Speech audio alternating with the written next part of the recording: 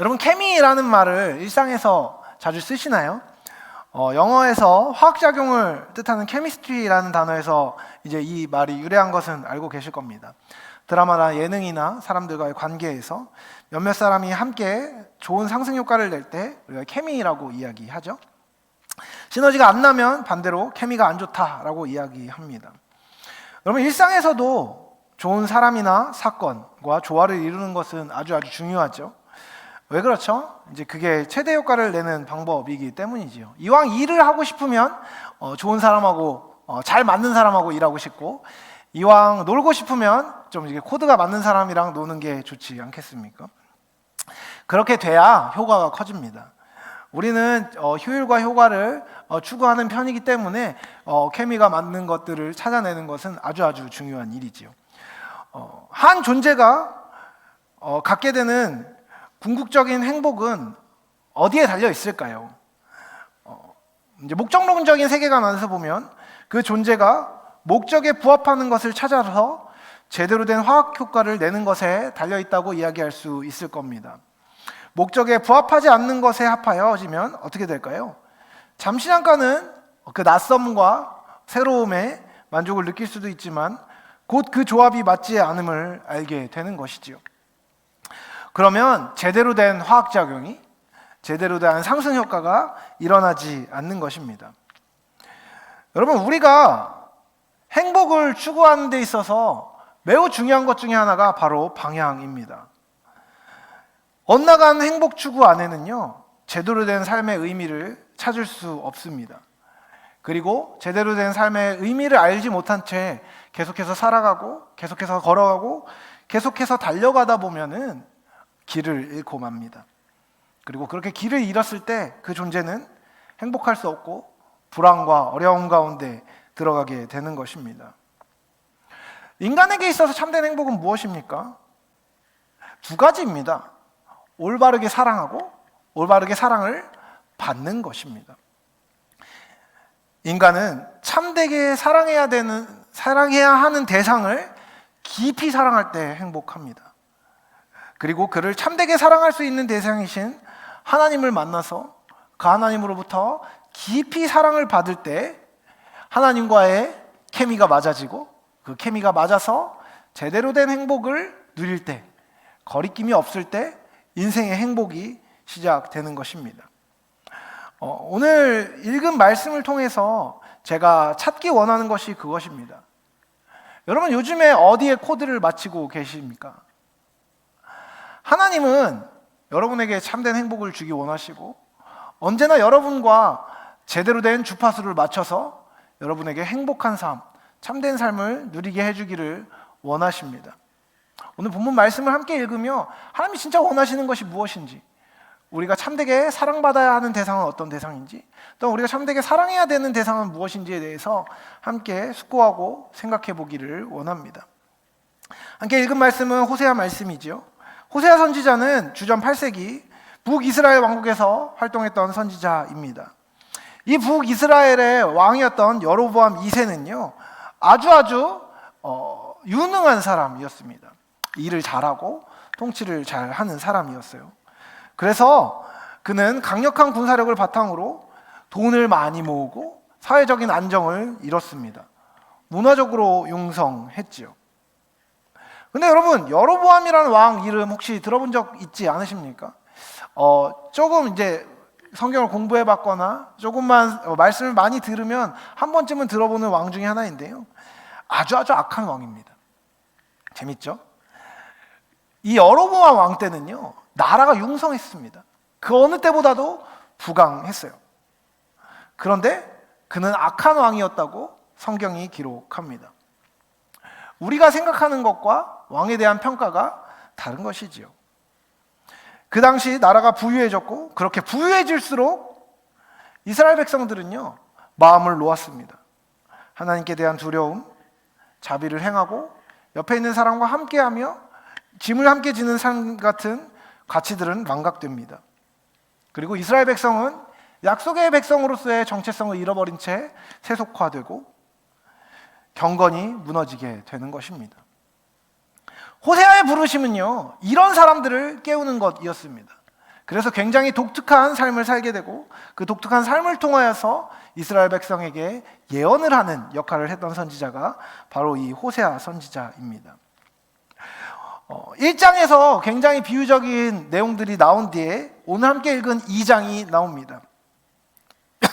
2장은요 사실 하나님의 고발장이라고 이야기할 수 있습니다.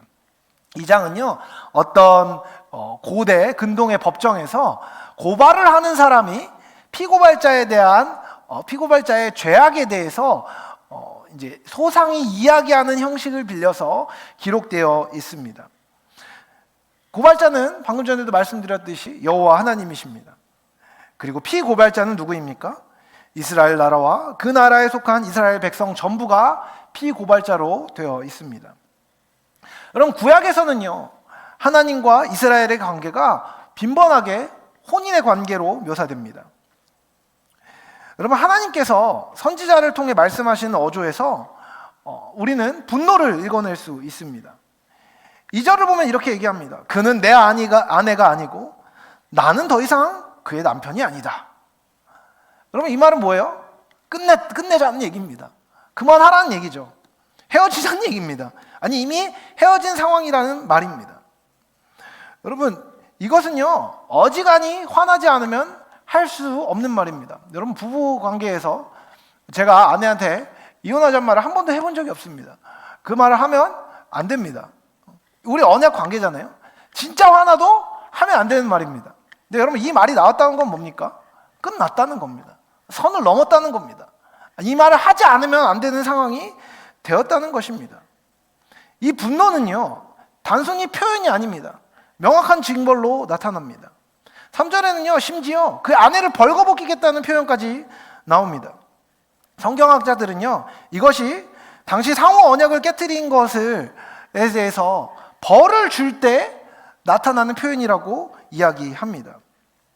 여러분 이스라엘 백성은요 하나님을 섬기기로 약속한 사람들이었습니다. 하나님과 올바른 관계를 맺기로 언약한 사람들이었습니다. 그런데 여러분 이 혼인의 언약을요 이스라엘 백성이 파기합니다. 그리고 그에 걸맞는 단호한 형벌이 있다는 것을 이야기하는 것이죠. 3절에 하나님은 그들을 마른 땅같이 되게 하여 목말라 죽게 하겠다는 표현까지 나옵니다. 여러분 땅이 가물면 어떻게 되죠? 아무것도 잘하지 못합니다. 여러분 하나님께 그렇게 하시겠다는 것은요 이스라엘 백성의 소출의 원천을 끊겠다는 것입니다. 불쌍히 여기지 않겠다는 선언, 긍휼히 여기지 않겠다는 선언도 나옵니다. 이것은요 이제 더 이상 온정이 없다는 것입니다. 법정 안에서 재판만으로 모든 것을 판단하겠다는 이야기죠. 여러분 가족들은요 잘못하면 어떻게 되죠? 화를 냅니다. 혼을 내기도 하고요 열받아서 막 쏘아다내기도 합니다. 그렇게 싸운 뒤에 올바른 과정에서 그것들이 풀어지는 과정은 어떻죠? 그것 때문에 법정으로 가지는 않습니다. 어쨌든 지지고 볶아서 넘어가게 되죠. 용서를 해주든 삐지든 그것이 풀어지는 과정이 있든 어쨌든 여러분 가족 안에서는요 분명히 정이 존재하고 그 관계로 말미암은 사랑이 존재하고 인내가 존재합니다. 근데 여러분 진짜로 이런 온정이 없는 아예 냉혹한 법적 관계에 들어가면 어떻게 되죠? 문서로 끝나는 겁니다. 계약에 있는 대로 이행이 되는 겁니다. 아까 사실 오늘 아침에 이제 어떤 지체분하고 이야기하다가 교통사고가 났다고 하시더라고요. 어떻게 되셨어요? 이랬더니 하필이면 윗집에 있는 사람들이어가지고 윗집 사람들인데 그 윗집 딸내미가 뒤를 박아가지고 이제 어쨌든 경황이 없으셔서 연락처 적고 이제 사진 다 찍고 오셨다고 하는데 부탁을 하더라는 거예요. 이거 그냥 실비로 하면 안 되냐? 그냥 저희가 수리해드리겠다. 보험 제발 하지 말아달라. 막 이러면서 부탁을 했대요. 그래서 제가 말씀드렸습니다. 그렇게 되면 안 됩니다. 지금 거기서 그렇게 가면 올바른 조치를 취할 수가 없어요. 보험 부르세요. 보험 처리하고 거기서 알아서 처리하게 하세요. 라고 얘기했습니다. 여러분 왜 그래요? 병원 못 가요. 올바르게 수리하기도 힘듭니다. 그렇죠? 온정주의가 되면요. 실제로 관계가 얽힌 관계가 되면요. 올바르게 보상을 요구하기도 힘들고 실제로 그 관계들이 깔끔하게 처리되기가 힘들어요. 근데 여러분 법으로 되면 어떻게 됩니까? 안 만나도 됩니다. 얼굴 안 봐도 되고요. 문서로만 처리하고 규칙대로 해결하면 되는 겁니다. 여러분 이건 진짜 무서운 얘기입니다. 하나님과의 관계 안에서 사랑의 관계가 고려되지 않는다는 거예요. 눈에는 눈, 이에는 이로 하겠다는 것입니다. 여러분 이것은요 굉장한 분노입니다. 그들이 가진 것까지도 뺏기게 된다는 것이 9절 전체에 표현되고 있습니다. 여러분 이 가혹해 보이는 이 모든 것은요 관계 안에서 화가 난 하나님의 표현입니다. 이 분노는요 아내된 이스라엘을 가학적으로 벌하기 위한 게 아닙니다. 이미 이스라엘을 향해 하나님은 수없이 참으시고 긍휼을 베푸셨습니다. 하지만 그것으로는 더 이상 아내가 돌아오지 않았어요. 그래서 7절 말씀처럼 공경에 처하면 결국에는 돌아올 것이라는 기대를 갖고 하나님은 당신의 분노를 징벌로 표현하고 계신 것입니다. 하나님의 명확한 소망은 무엇입니까? 그의 백성이자 아내된 이스라엘이 하나님께 돌아와서 올바른 관계가 맺어지는 것입니다. 여러분 혹시 그 어머니 아버지한테 크게 혼난 적 있으신가요? 저는 크게 혼난 적이 있습니다. 그리고 저는 자식을 크게 혼내본 적도 있습니다. 불과 3일 된 따끈따끈한 에피소드인데 사실 우리 집에 첫째가 있는데 저희 뒤에서 어안을 하고 있어가지고 그죠? 첫째가 있는데 이 녀석이 엄마가 말하고 아빠가 말하면 네 라고 얘기하고 안 하는 거예요. 방 정리해라. 네, 안 해요. 방 정리해라. 네, 안 해요. 계속 안 해요. 계속 안 해요. 우리가 말하는 걸 계속 안 들었습니다. 이제 꾹꾹 참고 뭐 저도 별로 정리를 잘하는 편은 아니니까요. 꾹꾹 참고 언제나 눌러 담고 있었는데 진짜 이제는 좋은 말로 하면 도저히 안 듣는 거예요. 제가 진짜 한 1년 반 정도 참은 게 이제 드디어 뚜껑이 열렸습니다. 빡! 뚜껑이 열려서 오라고 저의 작은 눈을 크게 뜨고 방문을 닫고 매를 들어서 매를 들고 때리는 것처럼 락 잡는데 진짜 완전 이제는 돌이킬 수 없는 상황인 거예요. 이제 매를 대야 되는 상황이 된 겁니다. 진짜로 때리려고 벽 잡아 이러는데 이제는 얘가 이제 느낀 거예요. 아, 큰일 났다. 이거는 진짜 벽을 잡으면 내 엉덩이가 날아가겠구나. 이걸 얘가 느낀 거예요. 그리고 나서 벽 잡아 이렇게 하는데 갑자기 원래 이 녀석이 혼날 때 입을 꾹 다물고 쫄아가지고 아무 말도 못하는 경우가 많거든요. 근데 이번에는 그 쫀 거에서 더 넘어가니까 어떻게 되냐면 막 손이 발이대로 비는 겁니다. 아빠 잘못했다고, 용서해달라고, 진짜 잘못했어요. 아빠 너무 무서워요. 살려주세요. 막 이러면서 막 비는 거예요. 그래가지고 제가 어떻게 했을까요? 결국에는 딱 한 대 때리고 끝났어요. 여러분 근데 흥미롭게도 그 벌을 주기 원하는 이유가 뭘까요? 간단합니다. 돌이키는 거예요. 회복하는 거예요. 올바른 관계를 맺고 이 아이의 삶이 정돈되고 행복하고 올바르고 아름다운 삶을 살기 원하는 게 부모의 마음입니다. 여러분 하나님이 화를 내시는 이유는 무엇일까요? 분노하시는 목적은 무엇일까요?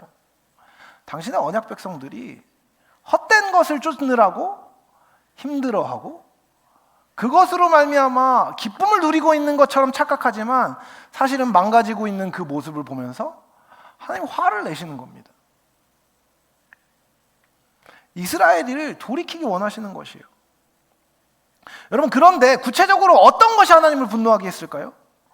오늘 본문에서 우리는 하나님이 당신의 백성이 무엇을 행할 때 그들을 향해 분노하시는 것인지를 알 수 있습니다. 2절에서 하나님께서는요 선지자를 통해 얼굴에서 음란을 제하고 유방 사이에 음행을 제하게 하라 라고 명하십니다. 여기서 음란과 음행으로 번역된 단어들은요 다소 중의적입니다. 음란과 은행은 이스라엘 백성이 당시 문화적 맥락 안에서 행했던 죄의 내용 자체이기도 합니다. 이들은 이교 문화를 받아들여서 성적으로 매우 문란한 상태였기 때문입니다. 실제로 바알과 아세라에게 제상을 드리던 신전에는 공창이 있었습니다. 그래서 그곳에 가서 제사를 드릴 때 이 공창과 성관계를 하고 정액을 땅바닥에 뿌리는 것이 제사의 일부였습니다. 그렇기 때문에 이런 행위 자체가 음란하다고 얘기할 수도 있을 것입니다. 이것은 실제 음란한 행위이기 때문입니다. 하지만 이 어휘들은요, 문맥 안에서 보면 매춘부의 얼굴이나 얼굴에 바른 화장품이나 몸에 걸친 보석을 가리키는 것으로도 해석이 가능합니다. 그리고 이 화장품과 보석은요, 바알 숭배 때 여성들이 몸에 지녔던 부적과 관련된 것입니다. 여러분, 여기서 음란과 음행을 제거하라는 말은요, 문자 그대로의 성적 음란만을 제거하라는 것이 아닙니다. 결국 이 말은요, 하나님이 아니라 다른 신에게, 다른 존재에게 호감을 사고 행복을 얻기 위해 꾸미고 드렸던 모든 것을 제거하라 라는 하나님의 요구인 것이죠. 여러분, 5절에 하나님께서 말씀하시는 게 뭐냐면 이스라엘이 이렇게 말했다라는 이야기를 하십니다. 그러면서 이스라엘의 말이 나오는데 이스라엘 사람들이 했던 말이 뭔지를 한번 들어보십시오. 이스라엘 백성들은요, 나는 나를 사랑하는 자를 따를 것이다 라고 이야기합니다. 그리고 나를 사랑하는 자들이 떡과 물과 양털과 삶과 기름과 술들, 즉 물질적인 필요를 채워줄 것이라고 고백합니다. 이스라엘 백성들이 생각할 때 나를 사랑하는 자들이 내가 따를 자들이라는 것이죠. 그리고 그들이 생각할 때 나를 사랑하는 자들은요, 이방신들이었습니다. 근데 여러분, 이 생각은 잘못된 것이었습니다. 그래서 하나님은 그들의 길을 막을 것이라고 말씀하십니다. 여러분, 이스라엘 백성들은요, 바알이 자신을 사랑한다고 믿었습니다. 다른 이방신이 자신을 사랑한다고 믿었습니다. 그리고 그들이 베풀어주는 사랑의 방식이 자신을 행복하게 할 것이라고 믿었습니다. 하지만 그것은 진실이 아니었습니다. 그들은 자신을 사랑하는 대상을 잘못 알았습니다. 그들을 참되게 행복해 줄 수 있는 대상 자체를 잘못 알았던 것입니다. 바알은 폭풍 비의 신이었고 그것이 상징하는 것은 다산과 풍요였습니다. 그러니까 바알과 아세라는요, 오늘날로 치면 부귀영화, 쾌락을 관장하는 신이었던 것입니다. 여러분, 이스라엘이 바알을 숭배했다는 것은 무엇을 의미할까요? 그리고 여러분, 바알을 숭배할 때 아까도 얘기했지만 그 신전에서 일어나는 그 음행은 무엇을 의미할까요? 간단합니다. 이스라엘 백성들은요, 그들이 아이를 더 많이 낳으면, 그들이 돈이 더 많아지면, 그들이 부귀영화를 누리게 되면 행복할 것이라고 믿었던 것입니다. 또한 그 과정 안에서 쾌락을 추구하다 보면 더 행복해지고 자신의 삶이 괜찮아질 거라고 믿었다는 것입니다. 여러분, 근데 그 믿음을 가지고 그와 같은 삶을 산 결과가 무엇이었을까요? 하나님이 허락하는 수치였습니다. 하나님이 허락하는 비참이었죠. 하나님이 허락하는 망해버린 삶이 된 것입니다. 여러분, 물질을 쫓는 것은 어떻습니까? 오늘 아침에도 이제 마음 공부를 하면서 그런 이야기들을 했던 것 같은데, 여러분, 돈 좋아하십니까? 저 좋아해요. 좋아하는 편. 돈 안 좋아하세요? 아니, 돈 편하잖아요. 돈 좋습니다. 돈이 나쁜 것은 아닙니다. 돈은요, 삶을 윤택하게 해주고 불편함을 줄여줍니다. 돈을 벌어야지 먹고 살잖아요. 나쁜 것이 아닙니다. 그런데 여러분, 그것을 목적으로 삼으면 안 됩니다. 여러분, 그것은요, 행복과 직접 관련된 것으로 여길 수 있는 것이 아닙니다. 돈은 영원하지도 않고요, 행복의 필요 충분 조건도 아닙니다. 여러분, 우리가 하나님 앞에 마지막에 서게 될 때 물질을 추구했다고 해서 그 물질을 가지고 가서 하나님께 보여줄 수는 없는 노릇입니다. 이 돈 때문에 내가 살았습니다 라고 하나님께 고백할 수 있으시겠습니까? 여러분, 그 돈을 추구함이 만약에 여러분의 삶의 끝이라면 그것은 그릇된 것입니다.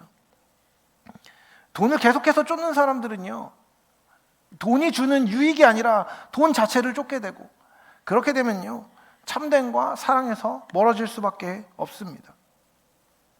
쾌락은 어떻습니까? 쾌락은 감정과 우리의 오감에 미치는 것입니다. 쾌락은요, 하나님이 허락하신 것입니다. 그 자체가 옳고 그른 것이라고 할 수 없습니다. 여러분, 우리가 함께 밥을 먹고, 우리가 함께 놀고, 함께 레저 활동을 즐기고, 스포츠를 즐기고, 게임을 하고, 노는 것을 통해서요, 우리에게 기쁨이 옵니다. 그것은 나쁜 것이 아니에요. 기쁨을 누리는 것은 좋은 것입니다. 하지만 여러분, 쾌락 그 자체만을 쫓으면 어떻게 됩니까? 쾌락 자체가 목적이 될 때는요, 그 쾌락을 얻는 모든 수단이 정당화될 수밖에 없습니다. 책임 없는 성관계, 과도한 음주, 음식을 향한 집착, 잘못된 방법을 통한 쾌락의 추구 같은 것들이요, 우리에게 아무렇지도 않게 다가오게 됩니다. 그리고 그와 같은 것을 계속해서 추구하면요, 인간을 망치고 비참하게 만들게 됩니다. 또한 여러분, 자기 자신의 만족만을 계속해서 추구하게 되면 어떻게 됩니까? 나의 안락, 나의 평안, 나의 평판을 쫓아서 사는 삶은 어떻습니까? 그것은 끝에 좋은 것을 가져다 주지 못합니다. 여러분이 아무리 많은 명예를 누리게 돼도요, 그 명예도 쓰러져 갑니다. 여러분이 아무리 높은 지위를 쫓게 돼도요, 여러분 그 지위도 영원히 지속되지 않습니다. 우리가 참으로 쫓아야 되는 것은요, 그런 것들이 아닙니다. 돈이나 쾌락, 자기 자신의 안락으로 대표되는 세상의 가치는요, 영원하지도 않고 참되지도 않습니다.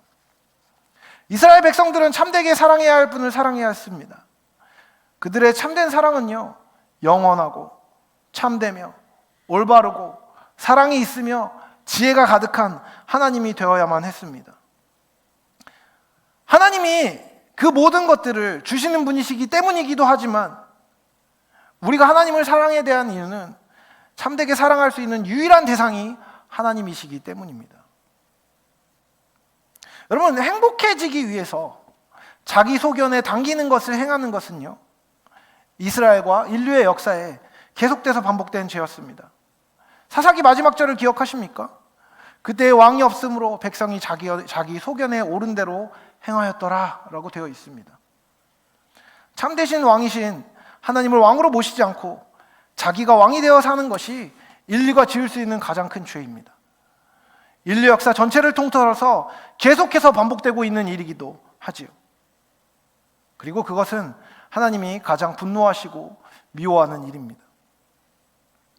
우리의 참된 사랑이 되실 만한 하나님은 거짓되고 헛된 모든 것의 대척점에 계십니다. 세상의 것들은 우리를 끝없이 목마르게 하지만 하나님은 우리를 영원히 목마르지 않게 해주십니다. 세상은 결과를 통해서 우리를 판단할 것입니다. 하지만 하나님은 우리의 영혼을 보시며 긍휼히 여기십니다. 세상은 조건을 겁니다. 하지만 하나님은 조건 없이 우리에게 모든 것을 주십니다. 그리고 우리를 참된 길로 인도하시지요. 그분이야말로 온 땅과 하늘의 창조주이시며 영원하시고 영광스러우시고 아름다우시고 비교할 수 없는 거룩한 하나님이십니다. 그분만이 참되십니다. 여러분, 사람의 제일 되는 목적은요, 하나님을 영원히 즐거워함으로써 그분을 영화롭게 하는 것입니다. 조난 에드워즈는 이렇게 말했습니다. 하나님은 두 가지 방식으로 피조물을 향해 스스로를 영화롭게 하십니다. 첫째는 그들이 이해할 수 있도록 나타나심으로써, 둘째는 하나님이 자기 자신을 피조물의 마음에 전하시고 하나님을 하나님 되게 하시는 나타내심을 우리가 즐거워하고 기뻐하고 만끽하게 함으로 하셨다. 여러분, 우리는요, 스스로의 힘으로 하나님을 알 수 없습니다. 그래서 스스로의 힘만으로 참된 행복을 누릴 수 없지요. 그래서 하나님께서 직접 나타나셔서 우리에게 당신을 알리십니다. 선지자를 통해, 성경을 통해, 그리고 예수님을 통해 하나님은 당신을 알리십니다. 그리고 그 알리심 안에 우리가 그분을 누리고 그분을 알아가고 그분과 함께하는 모든 순간에 그분이 영광을 받으시고 그것을 기뻐하시며 우리에게 계속해서 복을 주십니다. 반대로 하나님은 우리가 그분을 외면하고 그분을 누리지 못할 때 가장 크게 화를 내십니다. 사랑해야 할 대상을 알지 못하고 사랑하지 말아야 할 대상을 사랑할 때 하나님은 가장 크게 진노하시는 것입니다. 우리가 가장 행복할 수 있는 방법은 오직 하나님을 사랑할 때, 그리고 그분의 사랑을 누릴 때입니다. 우리가 그렇게 하지 못할 때 하나님은 가장 진노하십니다. 그리고 우리가 하나님을 사랑할 때 우리는 가장 행복하게 되는 것입니다. 여러분, 하나님이 우리가 참되게 사랑해야 할 유일한 분임을 우리가 알아야 됩니다. 그때 비로소 우리의 삶에 진노가 지나가고 비참이 지나가고 은혜의 때가 올 것이며 그때 우리가 가장 만족할 것이기 때문입니다. 이것은 돈이나 쾌락이나 평판이나 관계가 주는 일시적인 만족이나 일시적인 기쁨이 아닙니다. 그것은 말로 다 할 수 없는 놀라운 하나님 안에서의 영원하고 지속적인 기쁨입니다. 우리는 이 땅에서 그것을 일시적으로 누릴 뿐 아니라 그것을 영원히 누리게 될 것입니다. 말씀을 마무리하려고 합니다. 그렇기 때문에 여러분, 이제 우리는 우리의 참된 사랑으로 돌이켜야 합니다. 여러분, 이스라엘 백성의 모습은 사실 우리의 모습입니다. 우리는 구원받은 사람들입니다. 하지만 우리는 자주 바른 분별을 잃어버립니다. 우리는 너무나 분주하고 너무나 바쁘며 우리의 마음은 너무 많이 갈대처럼 흔들립니다. 우리를 사랑하시는 하나님은 멀리 있게 느껴지고 돈이나 명예나 쾌락은 너무나 가깝고 너무나 생생하게 우리의 감각을 깨웁니다. 그래서 우리는 그것이 우리를 행복하게 해줄 것이라고 믿어버립니다. 그렇게 되면 우리는 우리가 사랑해야 할 하나님은 사랑하지 않고 돈이나 명예나 쾌락이나 자기 자신을 추구하게 되고 그것을 더 사랑하게 되는 것입니다. 여러분, 우리는 여기서 돌이켜야 합니다. 이제 참된 사랑으로 돌이켜야 합니다. 헛되고 일시적이고 우리를 상하게 하는 거짓 사랑을 끊어버리십시오. 그리고 유일하시고 거룩하시고 영광스러우시고 능력이 많으시며 자비로우신 우리의 남편이신 하나님께로 그분의 사랑으로 돌이키십시오. 그것이야말로 하나님께 영광이 되는 유일한 방법이고 또 영원한 행복 가운데 들어가는 지름길이 될 것입니다. 또 여러분, 이 참된 사랑으로 거짓 가운데 있는 사람을 돌이키게 하는 것이 우리의 사명입니다. 그렇게 우리는 전도도 하고 전도할 사람들을 위해 기도하는 것입니다. 다른 모든 부차적인 것들을 여러분 벗어버리십시오. 제가 오늘 그런 마음이 들었습니다. 제가 청년들의 상황들을 보고 성도들의 상황들을 볼 때 너무나 바쁩니다.